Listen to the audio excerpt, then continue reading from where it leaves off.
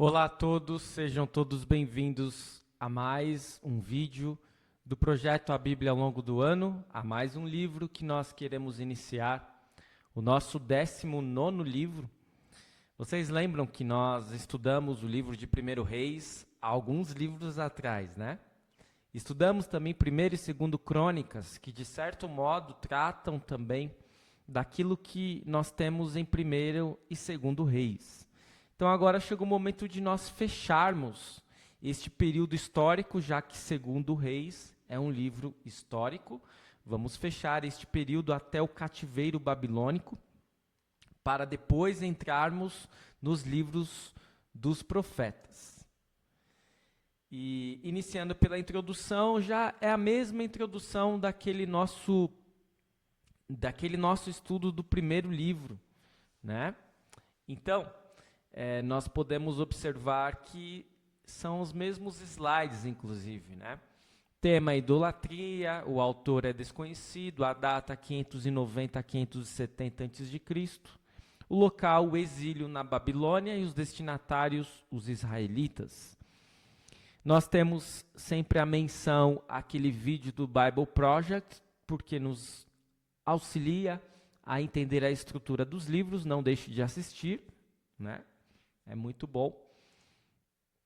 E trazendo aqui alguns destaques do livro de 2º Reis, são os mesmos destaques nessa introdução ao livro de 1º Reis. Originalmente não eram 2 livros, mas apenas um livro. E essa história ela nos leva ao final do reinado de Davi, lá em 1º Reis, do período áureo de Salomão, ainda em 1º Reis, quando o templo foi construído, passando pela separação entre as tribos do norte e do sul, ainda lá em 1º Reis, que acabou dividindo o povo em 2 reinos separados, Israel e Judá, até a queda de Samaria e a destruição de Jerusalém, aí já 2º Reis. O registro começa em 1º Reis com um reino estável e unido sob a liderança firme de um rei, e termina com o colapso total e a deportação em massa para a Babilônia em 2º Reis. Um elemento importante nessa história é o surgimento dos profetas, especialmente Elias e Eliseu, cuja tarefa era chamar o povo de volta para Deus. Nós teremos então este período de transição que nós estudaremos agora, hoje, nos capítulos 1 a 4 de 2º Reis, a transição dos profetas, do profeta Elias para o profeta Eliseu. Então, assim, não há tantos destaques a acrescentarmos em 2º Reis, somente que o período correspondente a 2º Reis é um período muito mais difícil, de muito mais idolatria, de muito mais imoralidade, e é um período que, de fato, o povo e o reino de Israel e também o de Judá estão rumando para a pior de todas as consequências. 1º Reis ainda tem alguns alívios, ainda está falando de Davi, de Salomão, tem um apogeu do reinado de Israel, que ainda estava unificado. 2º Reis, a coisa descambou de vez. E aí nós chegamos ao estudo dos capítulos. Capítulo 1 é um capítulo mais breve, né? E eu não vou trazer a leitura aqui, como eu estava fazendo de Cântico dos Cânticos, Eclesiastes, Provérbios, porque são livros diferentes. Os livros de sabedoria são livros mais curtos que possibilitam que a gente possa fazer a leitura juntos. Os livros históricos não, são livros mais extensos, você precisa fazer a leitura aí sozinho e depois você assiste o vídeo. Então, se você não fez a leitura de 2º Reis 1 a 4, faça essa leitura primeiro e depois você vai entender muito melhor este vídeo. Então, capítulo 1, temos Acasias e o profeta Elias. Acasias era um rei de Israel e ele vai acabar morrendo. Nós precisamos entender, aí está a minha imagem em cima da pergunta, mas a pergunta é a seguinte: o que levou o rei Acasias à morte? O que ele fez de tão errado que fez com que ele morresse? E nós vamos perceber que o grande problema de Acasias foi não confiar em Deus. Ele vai sofrer lá um acidente, né? Se nós pegarmos o texto bíblico, diz lá no início: o rei Acasias caiu pelas grades de um quarto do andar superior em Samaria e ficou ferido. Então enviou mensageiros e lhes disse: vão consultar Baal-zebub, deus de Ecrom, para saber se vou sarar desta doença. Nós não sabemos em que circunstâncias este rei caiu. Sabemos que Moabe estava contra Israel. Talvez um ataque de Moabe, talvez um sonambulismo, não sabemos. Ele caiu. E ao invés dele procurar a Deus, ele procura o verdadeiro Deus, o Deus de Abraão, de Isaac, de Jacó, o Deus de Israel. Ele vai procurar Baal. E isso vai ser trágico para ele, né? Elias vai até ele dizer que ele não vai suportar, ele vai morrer porque ele não procurou o verdadeiro Deus. Este é o capítulo 1, breve, rápido. E aí nós passamos para os próximos capítulos que são mais extensos. O capítulo 2 vai falar a respeito de Eliseu como um sucessor de Elias. Nós estamos neste período de transição. E os capítulos 2, 3 e 4 vão marcar muito bem isso, especialmente os capítulos 2 e 3. E aí nós vamos perceber na leitura de 2 Reis 2, que Elias, ele saiu de Gilgal e ele vai para Betel. E ele quer ir sozinho, mas Eliseu vai dizer a ele: não, eu vou com o Senhor. Depois ele vai de Betel e vai para Jericó. E, mais uma vez, Eliseu vai dizer: não, o senhor não pode ir sozinho, eu vou te acompanhar. E por último, o Senhor vai enviar Elias até o Jordão. E mais uma vez Elias vai dizer: não, eu quero ir sozinho. E Eliseu vai falar: não, eu vou acompanhar o Senhor. E essa fica a dúvida, né? Por que Eliseu não quer deixar Elias ir sozinho? Sendo que Elias, ele tinha, de certo modo, uma autoridade sobre Eliseu. Ele ensinou Eliseu, Eliseu foi seu discípulo. Então, o correto era o discípulo seguir o que o mestre dizia. E Eliseu vai ser teimoso aqui, vai dizer: não, eu vou te seguir, eu não vou te deixar sozinho.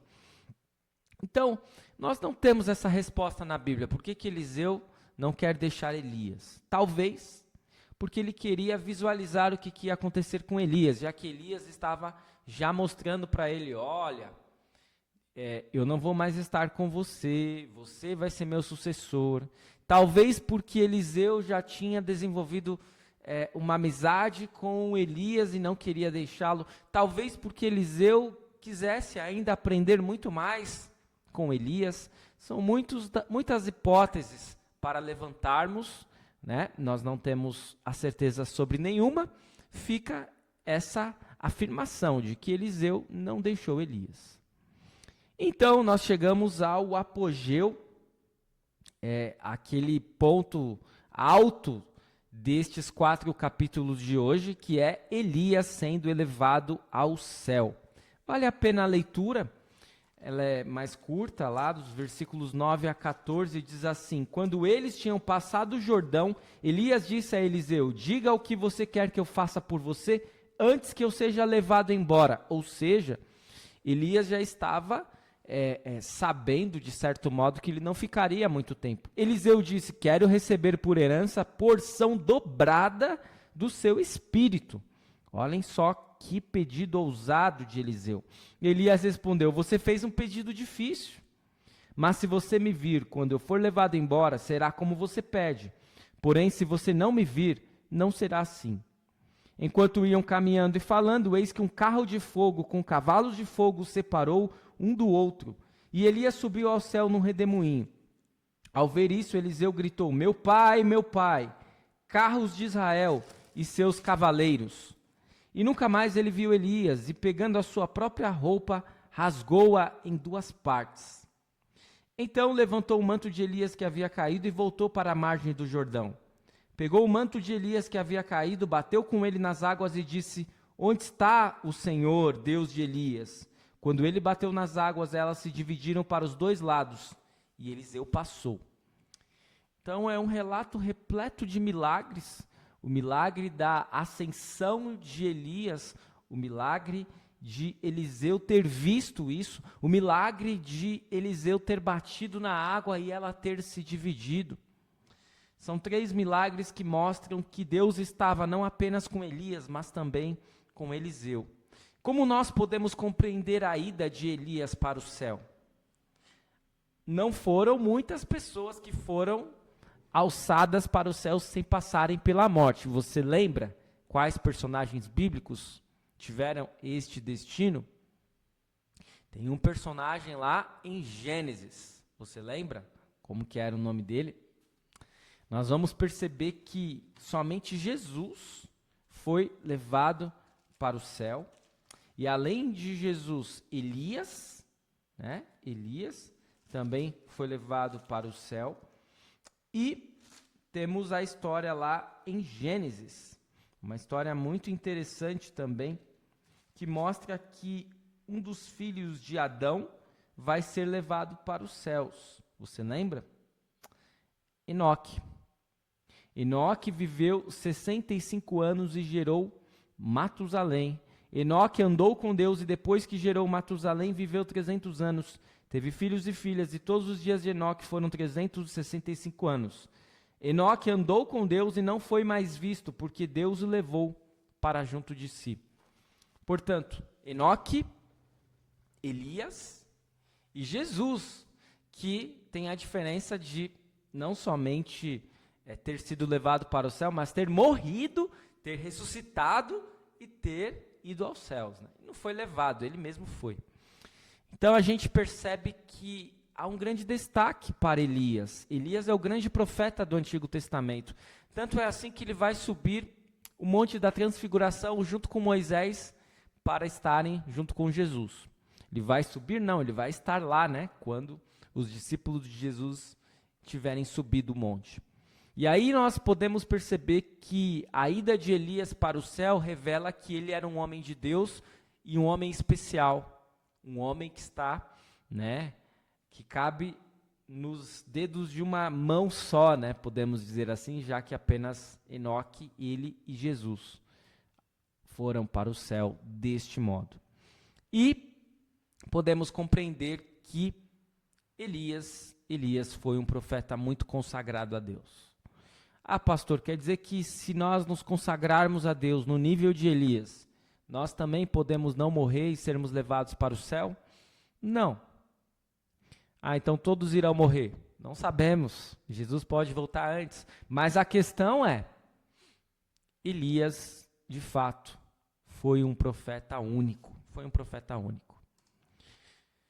Depois, os discípulos dos profetas procuram Elias. Por quê? Né? O que os discípulos dos profetas desejam? Fica essa questão. E aí nós temos lá a resposta em 2 Reis 2, 15 em diante. Os discípulos dos profetas que estavam de frente em Jericó viram isso o quê? Viram Elias sendo alçado para o céu e disseram, o espírito de Elias repousa sobre Eliseu. Foram ao encontro de Eliseu e se prostraram diante dele em terra. Então, os discípulos dos profetas desejam seguir a Deus, desejam seguir o profeta que ficou no lugar de Elias, Eliseu.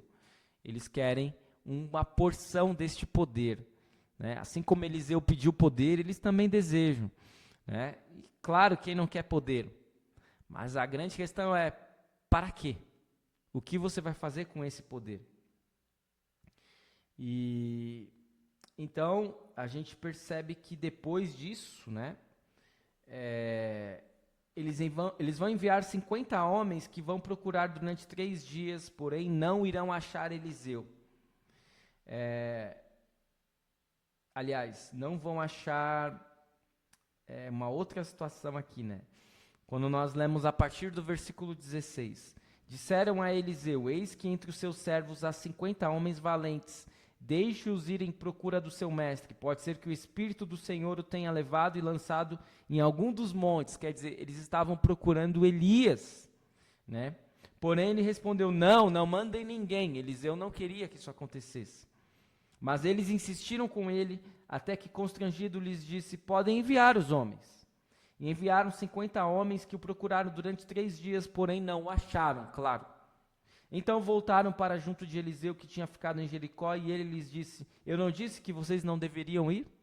Mas ficou por aí, não teve nenhuma punição para a teimosia destes profetas. Depois Eliseu vai tornar saudáveis as águas de Jericó. Tinha um problema nas águas e nós gostaríamos de saber que problema havia nas águas. Mas o texto não diz, o texto apenas diz que Eliseu vai tornar as águas saudáveis jogando sal. Jogando sal.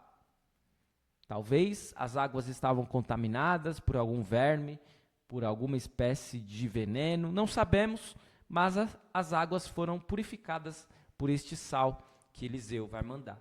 E por último, se no capítulo 2 nós temos o ponto alto deste estudo de hoje, nós também temos o ponto mais polêmico e talvez o mais difícil de entendermos, que é o dos rapazinhos zombando de Eliseu, dos jovens zombando de Eliseu. Vamos ler, são rápidos versículos para tentarmos entender. Diz lá, a partir do versículo 23. Então Eliseu partiu dali para ir a Betel, e estando ele a caminho, uns rapazinhos saíram da cidade e zombavam dele, dizendo: suba, seu careca, suba, seu careca.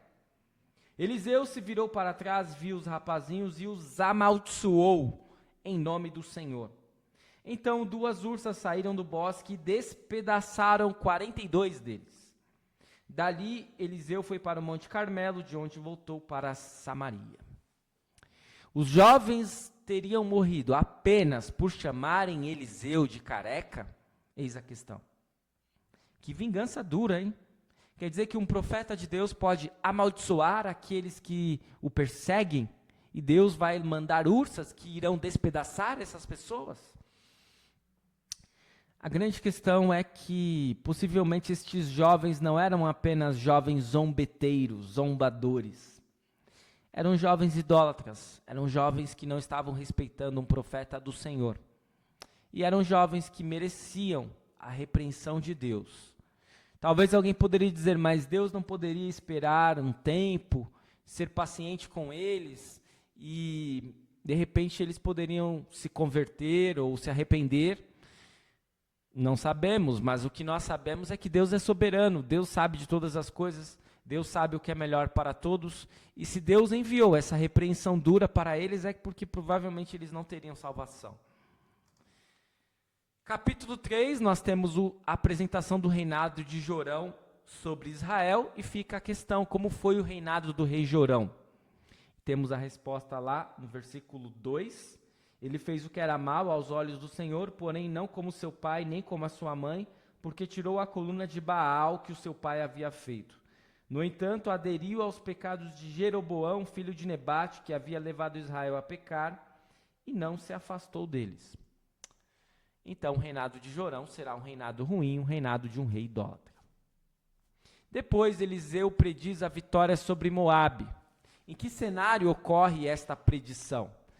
Não é que Eliseu prediz esta vitória porque o exército de Israel era maior do que o exército de Moabe, porque estava tudo transcorrendo da melhor forma, porque chovia, tinha grandes plantações. Não!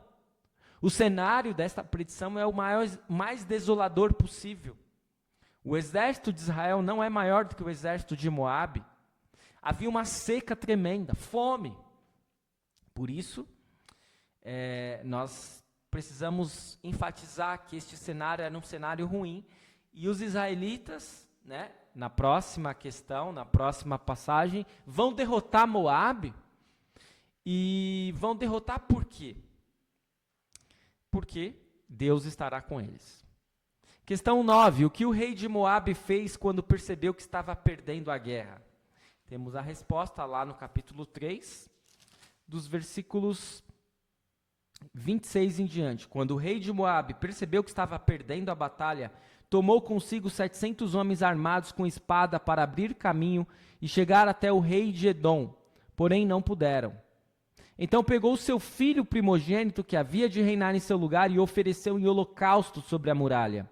Houve grande ira contra Israel, e por isso eles se retiraram dali e voltaram. para a sua própria terra. E assim nós vamos perceber que o rei de Moabe, ele sacrificou o seu próprio filho, porque esse era um costume destes povos, né? Porque quem sabe deste modo eles poderiam reverter a situação, mas é claro que não conseguiram.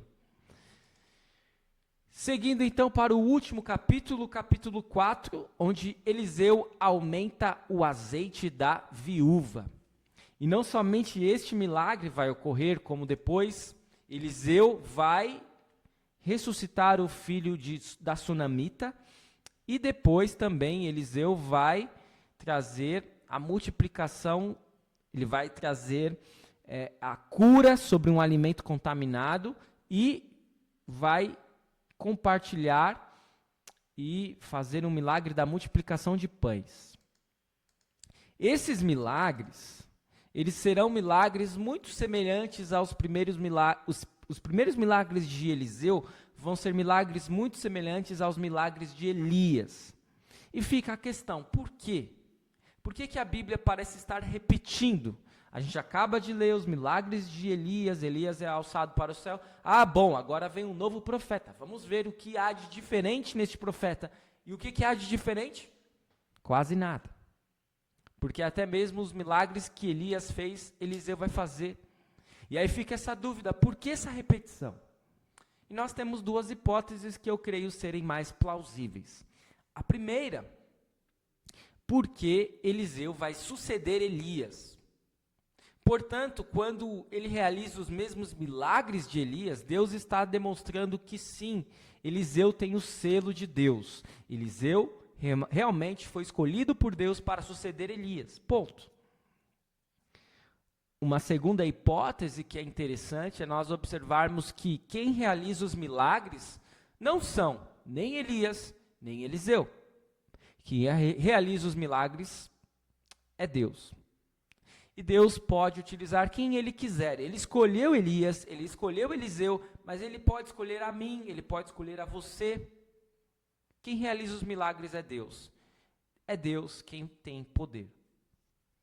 Certo? Passando para a próxima. Lá na história de Eliseu e a sunamita, temos mais uma semelhança lá com a história de Elias e o filho da viúva. O que os milagres operados por Deus por meio de Elias e Eliseu revelam a respeito de Deus? Revelam que Deus é um Deus que se preocupa com o nosso espírito, que quer nos salvar, mas não só. Deus é um Deus que nos ama, que se preocupa com o nosso corpo, que se preocupa com a nossa mente, que está conosco todos os dias, que não nos deixa faltar nada. E assim nós percebemos lá, conforme aquela frase forte lá de Elias, o azeite da panela não faltou, a farinha não faltou, lembram? Não falta. Com Deus, nada falta.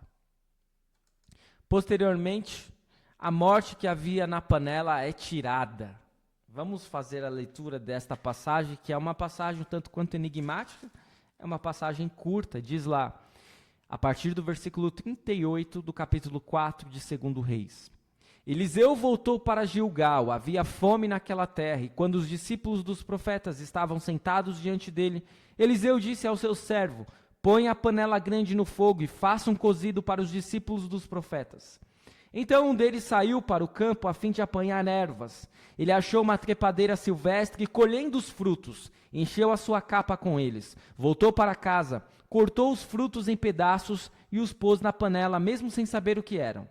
Depois deram de comer aos homens, enquanto comiam do cozido, gritaram, morte na panela, ó homem de Deus! E não puderam comer. Mas Eliseu disse, tragam farinha. Ele a colocou na panela e disse, sirva as pessoas para que comam. E já não havia mal nenhum na panela. O que seria a morte na panela? Talvez um alimento contaminado, talvez um veneno, talvez um alimento com prazo de validade vencido. Não sabemos. O que nós sabemos é que quem comesse daquele alimento morreria. Por isso havia morte na panela. E Eliseu vai realizar esse milagre da purificação do alimento. Então, chegando já ao final, 20 pães satisfazem 100 homens. Que milagre semelhante ocorre no Novo Testamento a esse? Você já sabe, lembra? 5 pães e 2 peixinhos? Jesus vai realizar o milagre da multiplicação. Percebe que Elias e Eliseu têm certas semelhanças com Jesus? Percebe que suas ações, suas atitudes, seus milagres, e muitas vezes vão parecer com os de Jesus. Não em todas, porque Elias e Eliseu são homens, também são falhos, também são pecadores. Este é o estudo dos 4 primeiros capítulos do livro de 2 Reis, e vamos então retomar os ensinamentos. Praticamente são 3 ensinamentos mais fortes nestes 4 capítulos. Não vou, assim, com muitas delongas, vou abordar eles rapidamente. Primeiro, Acasias nos ensina a quem não recorrer. Por quê? Ele caiu lá da janela, 3º andar, e ele podia recorrer a Deus. E a quem ele recorreu? A Baal. E muitas vezes nós também somos assim, nós estamos com problemas em nossa vida, nós estamos com dificuldades em nossa caminhada, e ao invés de nós recorrermos a Deus, nós recorremos às coisas deste mundo, nós recorremos a outros deuses, a outras crenças, e podemos ter o mesmo destino de Acasias, morrermos, mas não somente morrermos fisicamente, morrermos espiritualmente, termos a condenação eterna. Por isso, cuidado. Não confie em outras coisas, confie somente em Deus. Segundo ensinamento é a respeito da sucessão para Deus, que é importante. Elias não é eterno, mesmo que ele não tivesse sido alçado para o céu, ele morreria. Por isso Deus trabalha muito bem a sucessão de Elias para Eliseu. E nós também devemos trabalhar a nossa sucessão. Primeiro a nossa sucessão neste mundo, em nosso lar e nos nossos ofícios. Os nossos descendentes irão nos suceder, por isso precisamos ensiná-los. E também a sucessão na igreja, em cargos na igreja. Não podemos pensar que os cargos são nossos. Nós apenas estamos de passagem. É Deus quem é eterno, a igreja de Deus que vai ficar. Por isso, tenha sempre um desprendimento. Tenha sempre uma postura de quem vai trabalhar para o reino e não para si mesmo. E por último, Deus se preocupa com o nosso bem-estar. Por quê? Deus não se preocupa apenas com a nossa alma, com o nosso espírito. Ele se preocupa se nós temos fome. Ele se preocupa se nós temos dificuldades relacionais. Ele se preocupa conosco em todos os sentidos. Seria este, então, o estudo para hoje. Eu espero que tenha sido de grande proveito para você. E nesta semana vamos seguir nos estudos com 2 Reis, até antes do final da semana já teremos concluído, e é muito bom ter vocês conosco. Continue seguindo o nosso canal, continue seguindo o Projeto A Bíblia ao longo do ano, e logo mais eu retorno com um novo vídeo, amanhã, com mais 4 capítulos do livro de 2 Reis. Muito obrigado por assistir, até a próxima.